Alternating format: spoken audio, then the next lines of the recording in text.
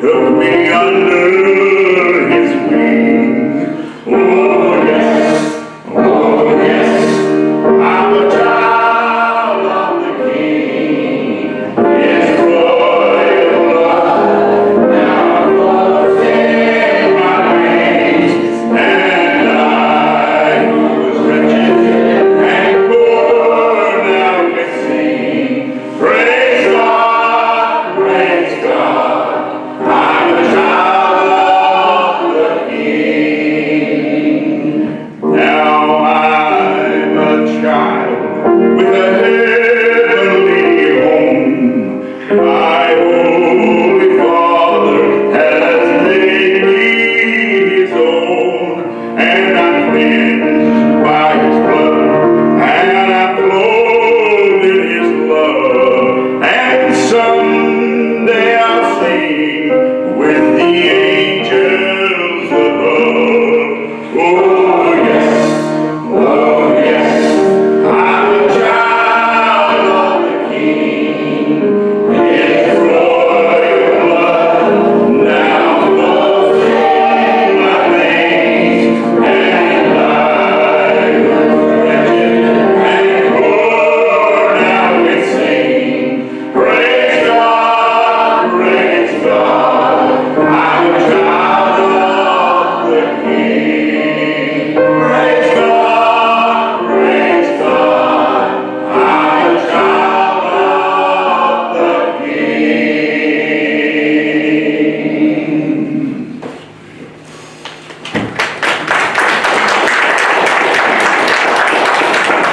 I don't know about tomorrow. I just take things from day to day. There's a word in the 12th chapter of Nehemiah in verses 27 and 28 I want to share with you this morning. Now at the dedication of the wall of Jerusalem, they sought out the Levites in all the places to bring them to Jerusalem to celebrate the dedication with gladness, both with thanksgiving and singing, with cymbals and stringed instruments and harps, and the songs of the singers gathered together from the countryside around Jerusalem, from the villages of the Netophathites. You have to stutter when you're saying this. Would you bow with me, please? Heavenly Father God, this morning I know that unless you speak, nothing happens. So Father, I ask you in a very special way this morning to take my words, make them thine, rescue me from me. For this I speak in the name of the Father, Son, and Holy Spirit. Amen. A man calls his wife, his ex-wife up and says he wants to speak to himself, and his wife responds, I'm sorry, he doesn't live here anymore. The next day he does the same thing again with the same response. And he does that every day for about a week, and finally she catches who it is. And she says to him, all right, look, bozo, we're divorced. You don't live here anymore. It's over with. Finito. Quit calling me. Oh, I know, replies. I just can't hear it enough. That does work both ways. All right. Have you ever thought in terms of God as being outrageous? I ran across someone who'd done a sermon on this chapter, and he was talking about outrageous worship, an outrageous God. In 1979, a film was produced called the Jesus Video, and maybe many of you might have remembered it. It was touted to be perhaps the greatest evangelistic tool that had come along in a long, long time. And indeed it was. It reached many peoples in many places across the world, in jungles and all kinds of places. It had been translated into 1,400 different languages. It was shown through, as I said, the deserts, the jungles, and not only had many of the people who saw it never have seen or heard about Jesus Christ, they had never ever seen a movie of any kind. Story is told about the film being shown in the tribe of a people in East Asia. And as these folks gathered to see how Jesus was mistreated and begin to see how he was mistreated and how he adored children, how he was held without trial, how he was beaten, how he was abused, mocked, spat upon, made fun of, they just basically came unglued. And they stood up and they shouted that the outraged portrayal on the screen had to be stopped. And they attacked the missionary running the projector because perhaps maybe he was the reason for all of this carnage taking place on the screen. And so he stopped the film and he stood up and he explained to them what was happening, got them calmed down, got them under control, and told them there was more to come. And they settled back down, holding their emotions in check, and they came to the crucifixion. They could hold back their anger no longer, their anguish, and they began to weep and to wail and to shout, and pandemonium broke out again. Again, the missionary had to stop the film and explain to them what was happening and that there was more to come. And then there came the resurrection. And pandemonium once again broke out. But this time for a different reason. The gathering had spontaneously erupted into a party. There was jubilation. It was a deafening roar. The people were dancing and slapping each other on the back. The Christ has risen, they could shout. And again, the missionary had to stop the film. But this time he did not try to calm them down or wait for what would happen next or try to explain it. All that was supposed to happen was happening. All that the story was supposed to convey, it had conveyed. What happened when these people encountered the story of God's outrageous love and sacrifice of his only begotten Son for the sake of humanity, for a people who had never heard the story happen? They clapped each other on the back. They danced. They celebrated.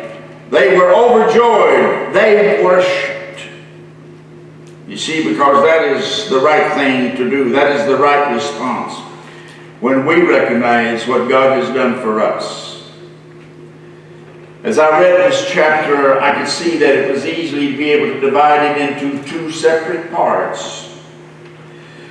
The first part was about the groups that came back from Babylonian captivity. There was the three groups. The first group was a partial catalog of the captives that was returned from Babylon, led by a fellow named Zerubbabel. And when I looked at that name, it came to me all of a sudden, it was so clear that it was a compound name made up of two words. Zerab, to flow from, and Babel, which means confusion. And you remember the story of the Tower of Babel over in Genesis, when folks decided they were going to build them a tower up to heaven all the way to God, and God confounded their language so that could not happen. So literally the name means to flow from confusion. Now all this happened, see, we can put this in the context of history. This all happened around 535 years before the birth of Christ. The Babylonians had a practice when they overtook a land. They would displace the people, not all of them, but at least the artisans, the craftsmen, the leaders of the group, the people who could foment discord. They would move them out of the country and they would replace them with other folks. Now the poor folks stayed in the land.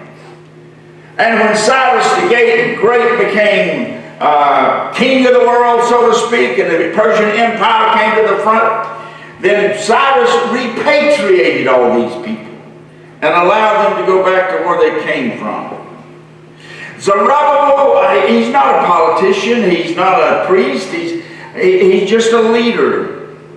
maybe one time was governor appointed by the Persians of Judea. He brought back with him 42,360 people. But we have only listed here priests and Levites. Now he did this a long time before Nehemiah was ever born. He did something else very important. He laid the foundation again for the temple to be rebuilt. In the list that we have, the first list, there are 22 names. And somehow those 22 names are related to the 24 courses that made up the priesthood. The total number of priests and Levites combined was something around 32,000 people. And they were divided into groups or courses, if you will. And they could not all serve in the temple at one time. There were just too many of them. So in each group, there would be about 1,300 men. So at any given time in the temple, there were a lot of priests. There were a lot of religious leadership. But even there, they weren't serving all. Everybody was not serving at the same time, even then.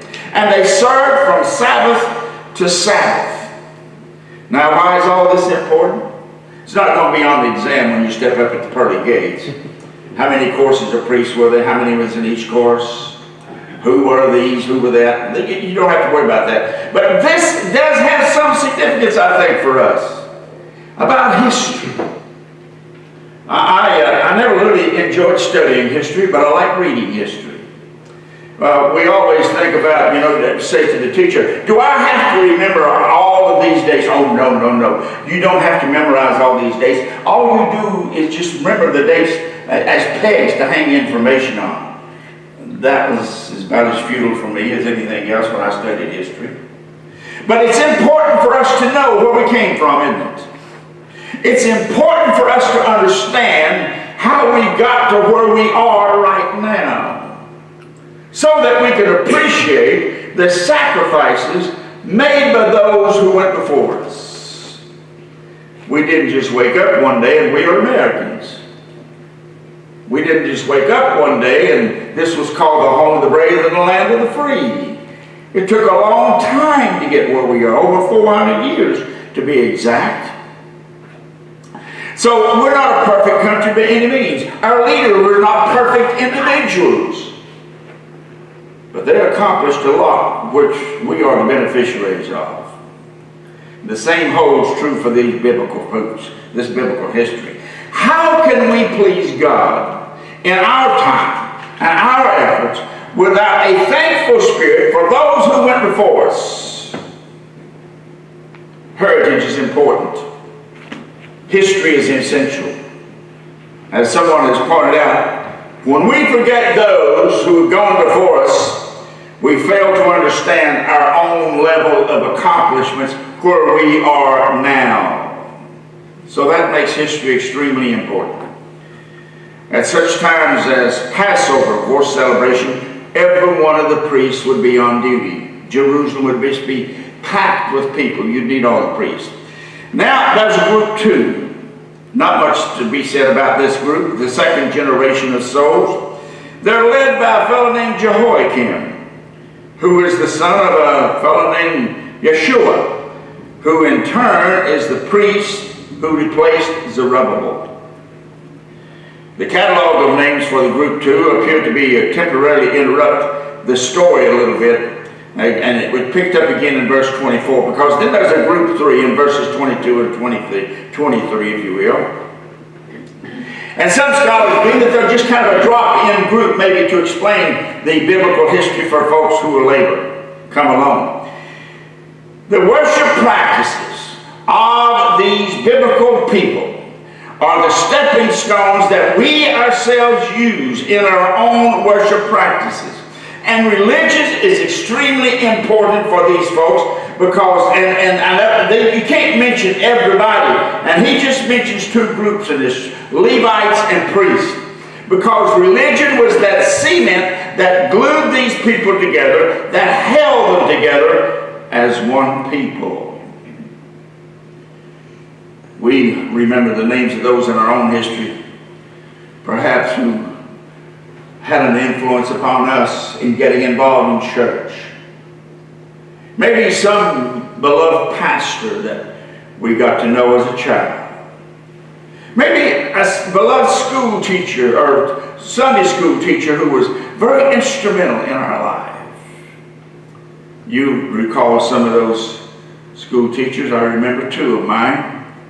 I dearly loved them both.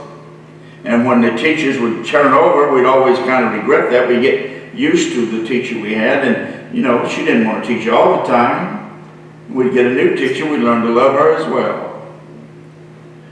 Maybe a neighbor, a Christian neighbor, a close friend. Maybe you grew up in a godly home.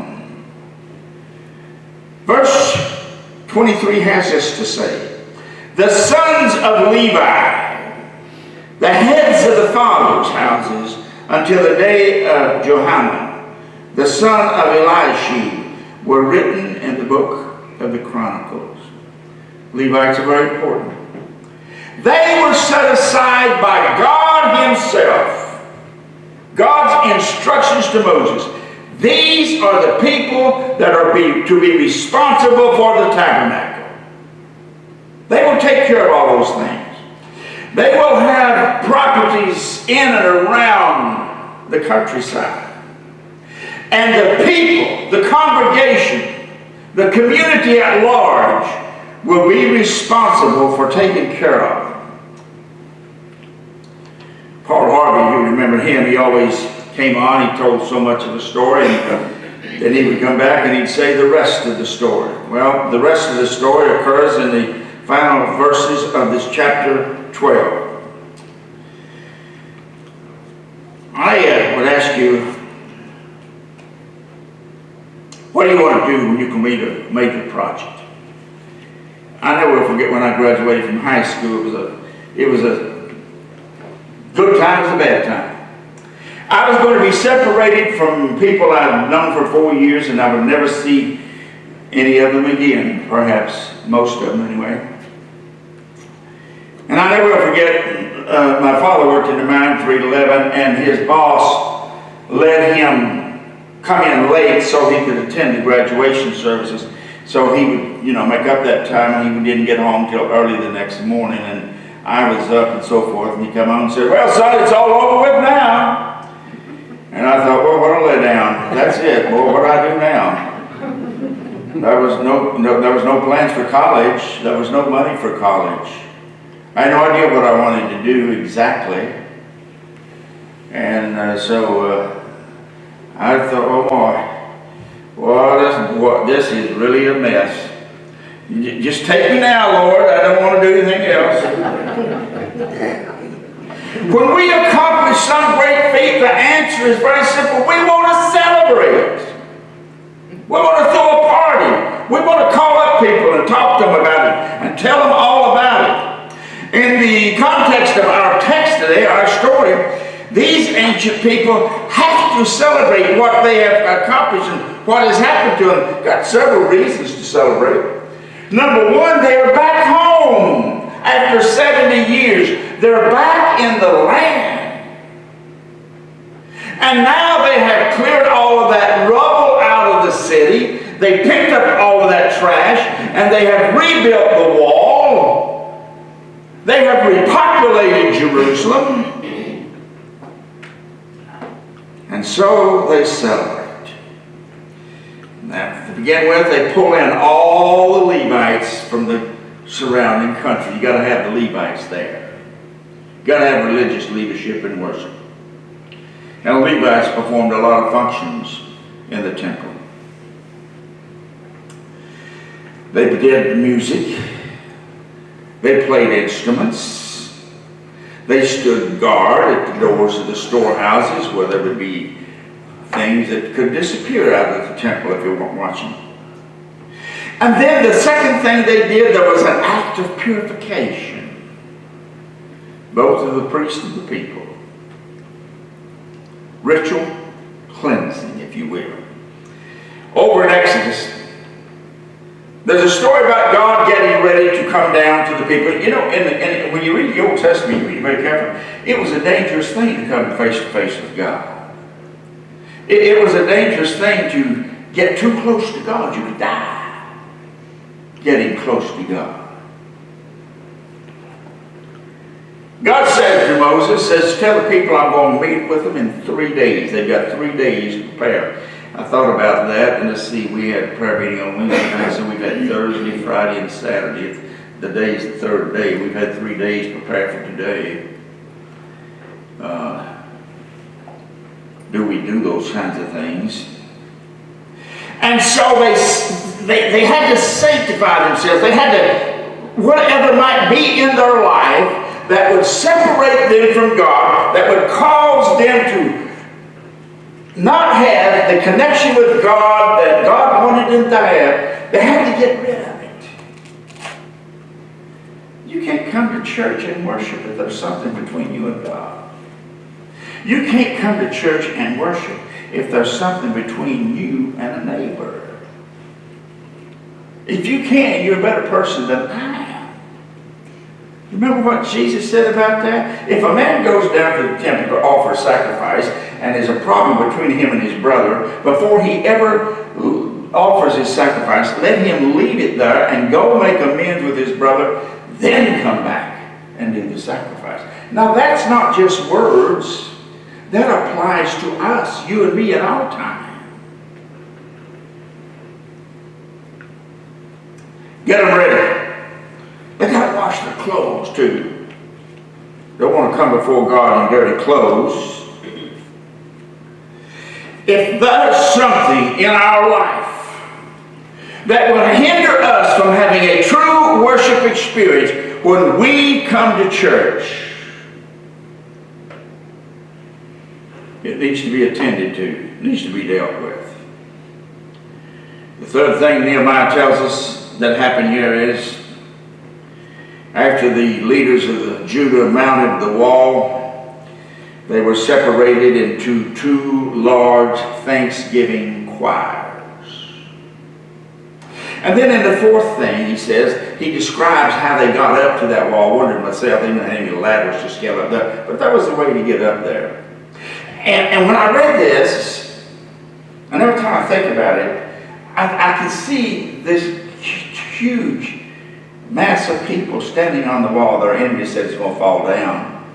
Well, there's a lot of tonnage up on that wall. You could just see these people spread out across that wall, and all that massive crowd down on the ground looking up, waiting in anticipation of what's going to happen. Waiting to hear the first strings of the harp, the first sound of the trumpets, the first clang of the cymbals, whatever instruments or they might be playing, and the first voices ring out. You allow yourself to get caught up in that sort of thing, you can enjoy this celebration that's taking place here. The 5th thing that they did, and described in verses 41 and 42, he gives us some of the names, probably some of the most important dignitaries there. But he goes on to say it was a noisy affair. It was a noisy affair. The priest leading the celebration with all the vocal volume probably that they had. The Levites singing at the top of their voice. All of the instruments coming together at one time. And maybe all the people also joining in with the singing. Thousands and thousands of voices harmonizing. What a day. The 6th thing he says, they offered sacrifices. They rejoiced before God who had given them the great joy. And everyone got caught up, including women and children. And the celebration was so loud that the writer says, in one word, the only way he could describe it, the joy of Jerusalem was heard afar off. And I wondered if that was all the way down to Jericho, which would be 19 miles below Jerusalem, almost 2,000 feet below Jerusalem. What's going on up there? When I was in seminary, my father-in-law sent me a little story. I think I still got it. And it was about a young preacher who went to an older pastor. And he wanted him to help him find another church, a bigger church, a larger church, a more involved, a more active church. And the old pastor said to him, says, well, I'll tell you what to do, son. He says, you create a fire where you are, and it'll catch people's attention. They'll come over to see what's going on. You see, that's the way worship ought to be, isn't it? Contagious. Contagious. Now, I don't have any problem with people who go to church where their friends go to church. A lot of people do. They're familiar with them. They know them. But if we go just for our friends, we may be wasting our time. It was a noisy affair. On that day, men were appointed over the chambers, he tells us, for the stores, the contribution, the first fruits, the tithes. These would be Levites to guard these precious things. They were doing the thing that God had assigned them to do, that the law of Moses called upon them to do. And this is not just a mechanical exercise here. Even though there's planning, everybody knows maybe what's going to happen. Large congregations have a planning team. They plan everything down to the very minute detail of what's going to take place in the service. Now, the pastor may or may not be a part of that team. He knows what's going to happen. But the team plans the service, the songs that are going to be sung, when this is going to happen, when that's going to happen. And there's nothing wrong with that, because services should flow. But there's always got to be a certain amount of spontaneity for a worship service to be a true celebration. And so it was here. The focus here is not on what the people have accomplished. The focus here is on the goodness of God and what God has done. That God has made this whole thing possible. And the louder they got, the more of the world around them heard them. Have you ever considered what kind of response you might give to somebody if they walked up to you and said, you go to church Sunday? Yeah. How was it? What happened? Anything? The seventh thing that took place was at the closing with these words. Both the singers and the gatekeepers kept the charge of their God, faithful, faithful, and the charge of the purification, according to the command of David and Solomon his son. For in the days of David and Asaph of old, there were chiefs of the singers, and songs of praise and thanksgiving to God. In the days of Zerubbabel and in the days of Nehemiah, all Israel gave the portions for the singers and the gatekeepers for each day. They also consecrated holy things for the Levites, and the Levites consecrated them for the children of Aaron. Praise is not some futile act. Praise is a holy thing that we do before God in celebration of the things that God has done for us. God is the focus of our worship. God is the focus of all that we do. In researching material for this sermon, I ran across this story by Margaret Sangster Phippen. She wrote about her father. She says that in mid-1950s, her father, British minister W.E. Sangster, began to notice an uneasiness in his throat and a dragging in his leg. And when he went to the doctor, he discovered that he had an incurable disease that was going to get progressively worse and that would cause his muscles to finally atrophy. They would waste away, his voice would fail, and his throat would soon get to the point that he wouldn't be able to swallow. Sangster, she says, threw himself into his work in British Home Missions, figuring he could still write and he would have even more time for prayer. And his prayer was simply this: let me stay in the struggle, Lord. I don't mind if I can no longer be a general, just give me a regiment to lead. He wrote articles and books, and he helped organize prayer cells all across England. When someone would ask, he would say, I'm only in the kindergarten of suffering. Gradually, his legs became useless. His voice completely failed him. He could hold a pen yet, but it rather shakily. And on Easter morning, just a few weeks before he died, he wrote a letter to his daughter, and in it he said this: it's a terrible thing to wake up Easter morning and have no voice to shout, He is risen.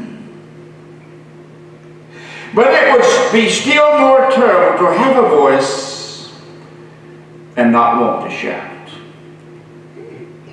See, he knew that real worship is the celebration of who God is and what God has done for us. Real worship is the celebration of an outrageous God who does outrageous things, and he does them for you and me, his creation. We're going to stand and sing our hymn of invitation. Maybe you need to come and pray about some issue in your life. And if it is, our altar is open, hymn number 140 down the cross. I invite you to respond if God's speaking to you this morning. Stand, please.